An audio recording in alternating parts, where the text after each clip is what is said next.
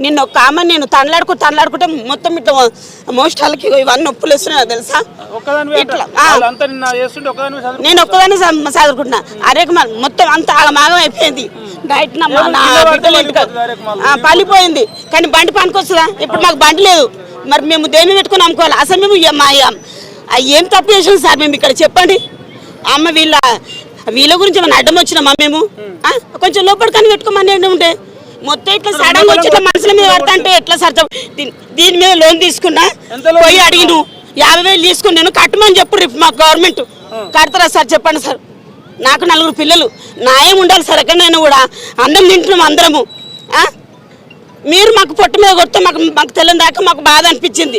ఇప్పుడు నా బండి లేదు. ఇప్పుడు నేను ఎక్కడో బతా నేను ఇట్లా కింద వేసుకుని కూర్చొని అమ్ముకున్నా కొత్తలా. అప్పుడు మా మార్కెట్ కూడా లేకుండే. లేనప్పటి నుంచి అమ్ముతున్నా సార్. నేను ఇళ్ళ కొంటే అమ్ముకుంటూ వస్తుంటే అమ్ముకుంటూ వచ్చిన సార్. మార్కెట్ పడుతుందని అట్లా గల్లిపండు రోడ్ల పండు పెట్టుకుంటూ వచ్చి ఇక్కడ మార్కెట్ పడగానే ఇట్లా ముంగట ఇట్లా కింద వేసుకొని కూర్చొని అమ్ముకున్నా సార్. నేను ఉన్న మాట చెప్తున్నా, అమ్ముకున్నా. నాకు చిన్న పిల్లలు, నాకు 3 బిడ్డల కొడుకు. గిట్ల చేసేది న్యాయమేనా సార్? మార్కెట్ అని బండి పెట్టుకున్నాం. బండి కూడా కొట్టిరు సార్. మొత్తం పనికిరాదు నా బండి. ఇట్లా సడన్ గా వచ్చి తీరని అంటే ఎట్లా సార్ చెప్పు? లేడీస్ పోలీసు కూడా వచ్చారు. వాళ్ళు కూడా సప్పుడు చేస్తలేరు. వస్తున్నాం తీయండి ఇదే పాట. కానీ ఆగుండ్రి మరి వాళ్ళు ఎత్తుకుంటారని కూడా అనలేదు.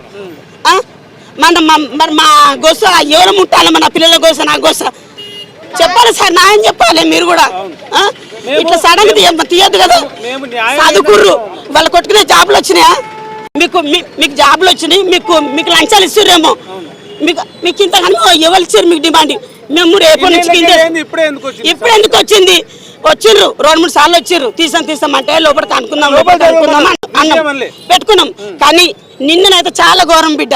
అసలు అంటున్నా కదా, ఆ భగవంతుడు వాళ్ళ న్యాయం కాదు వాళ్ళకు. కానీ మేమైతే రేపటి నుంచి కింద పెట్టుకొని అమ్ముకుంటాము. అప్పుడు ఎట్లా తీస్తారో చూస్తాం మేము కూడా. మరి మేము ఎక్కడ వస్తాం బిడ్డ చెప్పు? ఇప్పుడు ఇళ్ళకు బండ్లు అయినాయి, ఇళ్ళకి ఆట అయినాయి. కిరాయి ఇల్లు సార్. ఈడు ఉంటున్నాం కిరాయి ఇల్లు. మాది 6,000 కట్టుకోవాలి. ఎట్లా? మాకు రాత్రి నుంచి అదే బాధ. ఇప్పుడు ఫైనాన్స్ వాళ్ళు ఫోన్ చేస్తారు, అమ్మ పైసలు కట్టవా? ఇల్లు కిరాయి కట్టుకోవాలి, నేను కరెంట్ బిల్లు కట్టుకోవాలి. నాకు 3 ఆడపిల్లలు ఉంటారు. నేను వాళ్ళకు ఏం పెట్టాలి సార్ చెప్పు? ఏదో ఇక్కడ కూర్చుంటే రూపాయి ఉడుతుందనే కదా మేము ఇంత బాధపడుతున్నాం. పొద్దుగాలు వస్తాం, నైట్ అనుకుంటా, వాళ్ళనుకుంటా, పగలనుకుంటా కూర్చుంటాం.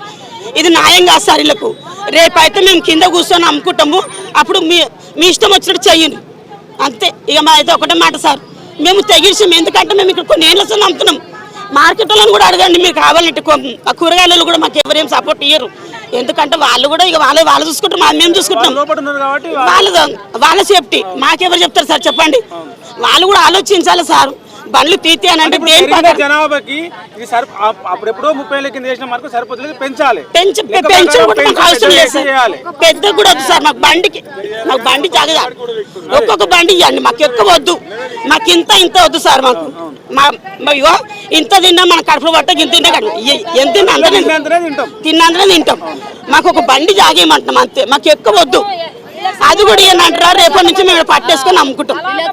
చాలా ఘోరం సార్.